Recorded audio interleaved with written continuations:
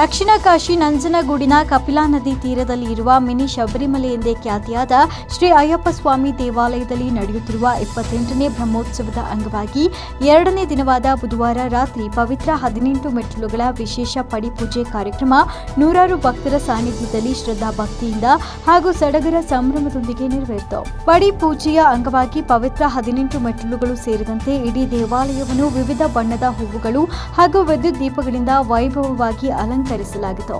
ಕೇರಳದ ಶ್ರೀ ಕ್ಷೇತ್ರ ಶಬರಿಮಲೆಯಲ್ಲಿ ನಡೆಯುವ ಮಾದರಿಯಲ್ಲಿ ಕೇರಳ ಹಾಗೂ ಮಂಗಳೂರಿನ ತಂತ್ರಿಗಳ ಆಚಾರ್ಯತ್ವದಲ್ಲಿ ಹಾಗೂ ದೇವಾಲಯದ ಗುರುಸ್ವಾಮಿಯಾದ ದೇವರಾಜ ಸ್ವಾಮಿಗಳ ನೇತೃತ್ವದಲ್ಲಿ ಪಡಿಪೂಜೆ ಸಾಂಗವಾಗಿ ನಡೆಯಿತು.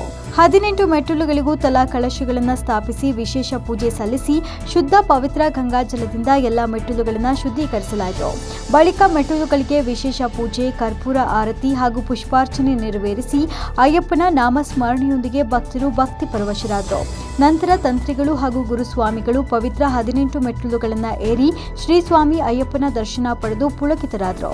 ಅವರ ಹಿಂದೆ ಮಹಿಳಾ ಭಕ್ತರು ಸೇರಿದಂತೆ ಅಯ್ಯಪ್ಪನ ಮಾಲಧಾರಿಗಳು ಹಾಗೂ ಇರುಮುಡಿ ಹೊತ್ತ ಭಕ್ತರು ಕ್ರಮವಾಗಿ 18 ಮೆಟ್ಟಿಲುಗಳನ್ನು ಏರಿ ಸ್ವಾಮಿಯ ದರ್ಶನ ಪಡೆದು ತಮ್ಮ ಭಕ್ತಿ ಭಾವವನ್ನು ಮೆರೆದರು.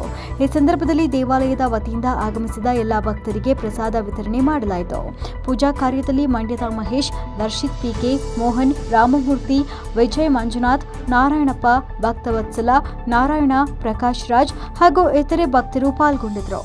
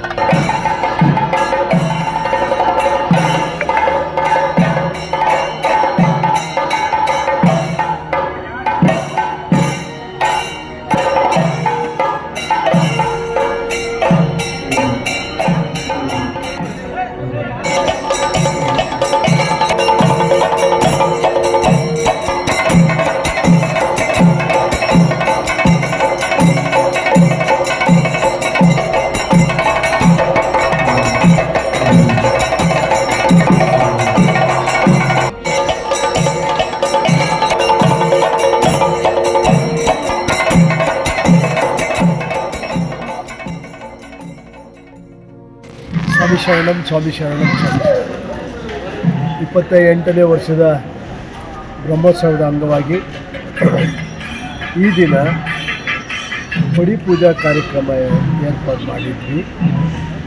ಇವತ್ತು ಭಾಳ ಕೇರಳದಿಂದ ಬಂದಂಥ ತಂತ್ರಿಗಳು, ಮಂಗಳೂರಿನಿಂದಂಥ ತಂತ್ರಿಗಳು, ನಮ್ಮ ಕೃಷ್ಣಸ್ವಾಮಿ ತಂತ್ರಿಗಳು ಸೇರಿ ಪಡಿಪೂಜೆನ ಭಾಳ ಅಚ್ಚುಕಟ್ಟಾಗಿ ಮಾಡಿದ್ದಾರೆ. ಇದರ ಜೊತೆಗೆ 18 ಮೆಟ್ಟಿಲುಗಳ ವಿಶಿಷ್ಟತೆಯನ್ನು ನಾವು ಕೂಡ ಸಾರ್ವಜನಿಕವಾಗಿ ಎಲ್ಲರಿಗೂ ತಿಳಿಸುವಂಥ ಕಾರ್ಯಕ್ರಮ ಇದೆ. ಒಂದೊಂದು ಪಡಿಗೂ ಕೂಡ ಒಂದೊಂದು ಇತಿಹಾಸ ಇದೆ. ಬ್ರಹ್ಮ, ವಿಷ್ಣು, ಮಹೇಶ್ವರ, ಅಷ್ಟದಿಕ್ಪಾಲಕರು, ಈ ಥರ ಒಂದೊಂದು ಪಡಿಗೂ ಕೂಡ ಅದರದ್ದೇ ಆದಂಥ ಚರಿತ್ರೆ ಇದೆ. ಆದ್ದರಿಂದ ಪ್ರತಿಯೊಬ್ಬರೂ ಬಂದು ಈ 18 ಮೆಟ್ಟಲನ್ನ ಸೇವೆ ಮಾಡಬೇಕು ಅನ್ನೋ ಒಂದು ಉದ್ದೇಶಕ್ಕೋಸ್ಕರ ನಾವಿಲ್ಲಿ ಶಬರಿಮಲೆಯಲ್ಲಿ ಯಾವ ರೀತಿ ಮಾಡ್ತಾರೆ ಯಥಾವತ್ತಾಗಿ ನಾವು ಅದೇ ರೀತಿ ಈ ಒಂದು 18 ಮೆಟ್ಟಲು ಪೂಜೆನ ಮಾಡಿದ್ದೀವಿ. ಎಲ್ಲರೂ ಸ್ವಾಮಿಗಳೆಲ್ಲ ಬಂದು ದರ್ಶನ ಮಾಡಿ ಪೂಜೆ ಮಾಡಿ ಪುನೀತರಾಗಿದ್ದಾರೆ ಅಂತ ನಾನು ಕೂಡ ಈ ಸಂದರ್ಭದಲ್ಲಿ ಅನ್ಕೊಂಡಿದ್ದೇನೆ. ಇದರ ಜೊತೆಗೆ ನಾಳೆ ಒಂದು ಕಾರ್ಯಕ್ರಮ ಇದೆ, ಭಗವತಿ ಪೂಜೆ ಅಂತ. ಭಗವತಿ ಪೂಜೆ ಅಂದರೆ ಅದು ಹೆಣ್ಣು ಮಕ್ಕಳಿಗೆ ಸಂಬಂಧಪಟ್ಟಂಥದ್ದು. ನಂಜನಗೂಡಿನೆಲ್ಲರೂ ಕೂಡ ಸಂಬಂಧಪಟ್ಟಂಥವ್ರು ಎಲ್ಲರೂ ಬಂದು ಭಗವತಿ ಪೂಜೆಯಲ್ಲಿ ಪಾಲ್ಗೊಳ್ಬೇಕು ಅಂತೇಳಿ ಈ ಮುಖ್ಯನ ಸಂಜೆ 7 ಗಂಟೆಗಿದೆ. ಅವರೆಲ್ಲರೂ ಬಂದು ಪೂಜೆ ಮಾಡಿ ಅಲ್ಲಿ ಅರ್ಚಕರು ಕುಂಕುಮ ಕೊಡೋದು. ಇದಾದ ನಂತರ ನಮಗೆ 20ನೇ ತಾರೀಕು ಅನ್ನದಾಸೋಹ ಇದೆ. ಮಾಧ್ಯಮದವರಲ್ಲಿ ನಾವು ವಿನಂತಿ ಮಾಡ್ತಾಯಿದ್ದೀವಿ, 20ನೇ ತಾರೀಕು ಅನ್ನದಾನಕ್ಕೆ ತಾವು ಹೆಚ್ಚಿನ ರೀತಿಯಲ್ಲಿ ನಮಗೆ ಸಹಕಾರ ಮಾಡಿ ಜನರಿಗೆ ತಲುಪೋ ರೀತಿ ತಾವು ಸುದ್ದಿ ಕೊಟ್ಟು ಅವ್ರನ್ನೆಲ್ಲ ಊಟಕ್ಕೆ ಬರೋ ಹಂಗೆ ಏರ್ಪಾಡು ಮಾಡಬೇಕು ಅಂತ ತಮ್ಮಲ್ಲಿ ಕೇಳ್ತಾ, ನಾಳೆ ನಾಡಿದ್ದು ಮತ್ತು ಅನ್ನದಾನ ಆಮೇಲೆ ನಾವು ಪಾದಯಾತ್ರೆಗೆ ಹೇಳ್ತೀನಿ.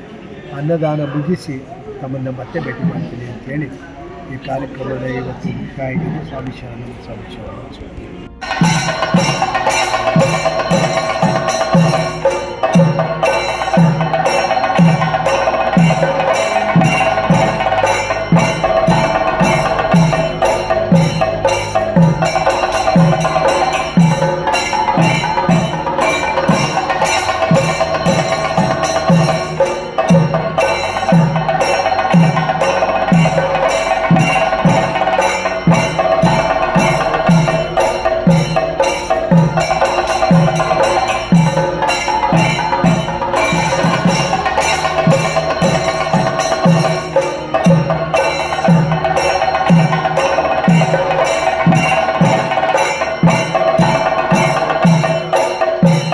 ಮೆಂಡು ನ್ಯೂಸ್ ನೆಟ್ವರ್ಕ್, ಸತ್ಯದ ಕನ್ನಡಿ.